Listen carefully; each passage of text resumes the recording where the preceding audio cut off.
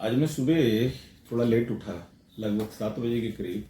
बच्चों की तब बड़ी चहचहाने की आवाज़ आ रही थी, छोटे छोटे बच्चे, लड़कियों की। मैं निकल कर बाहर आया, बालकनी से मैंने नीचे देखा तो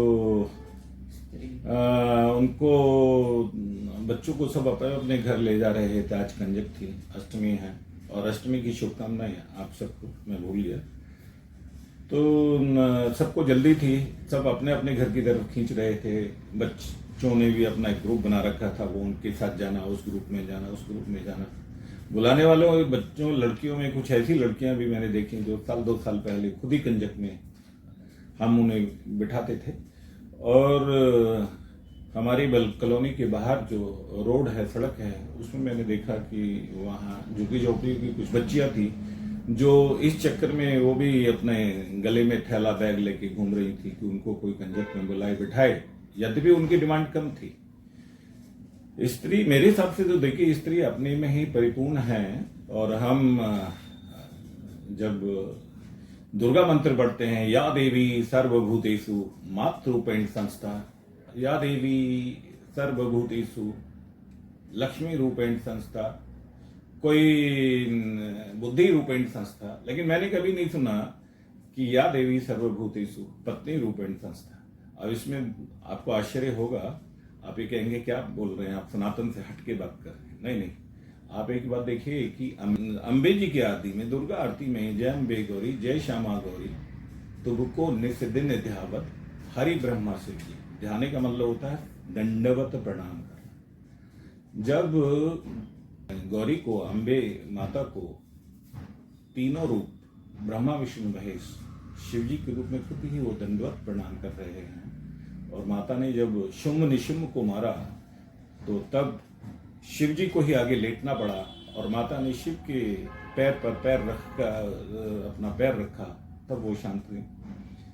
तो हम सोच कुछ अलग है। हम अपना केवल नवरात्रों में ये सोच लेते हैं कि भैया नवरात्र हैं, 9 दिन की देवी होती है, 9 दिन के अलावा हम सब भूल जाते हैं, और इस तरह से ये चक्र चलता रहता है।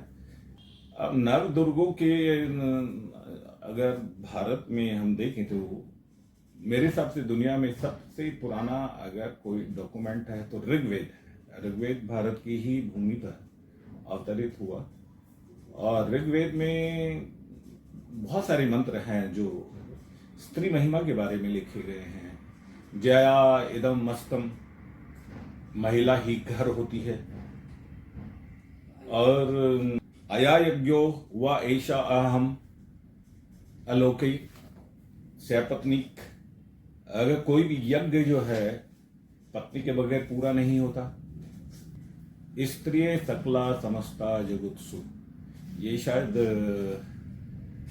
किसी देवी पुराण में है कि हर ताकतवर, हर शक्तिशाली, हर बुद्धिजीवी, कोई भी कितना भी बड़ा महाशाली है, स्त्री की कोख से पैदा होता है। लेकिन हम इन सब चीजों को दोयम कर लेते हैं, सेकेंडरी करते हैं। हमें साक्षात मुकुट वाली माता चाहिए। अब एक बात देखिए कि ये जो माता की जो रूप हैं अलग अलग, 105 साल पहले मशीन आई थी जिसमें प्रिंटिंग मशीन थी, और कलर्ड मशीन तो बहुत बाद में आई है।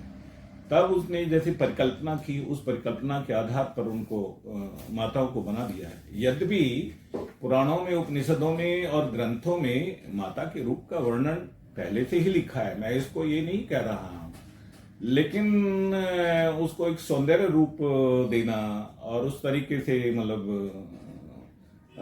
वो करना ताकि एक आकर्षित बनाना, ये एक कलाकारी है। परंतु इंसान की ये कमजोरी है कि वो देखना भी वही चाहता है जो उसकी आंखों को अच्छा लगे, और सुनना भी वही चाहता है जो उसके कानों को अच्छा लगे। इंसान भक्ति में मनोरंजन और मनोरंजन में भक्ति दोनों एक साथ देखना चाहता है।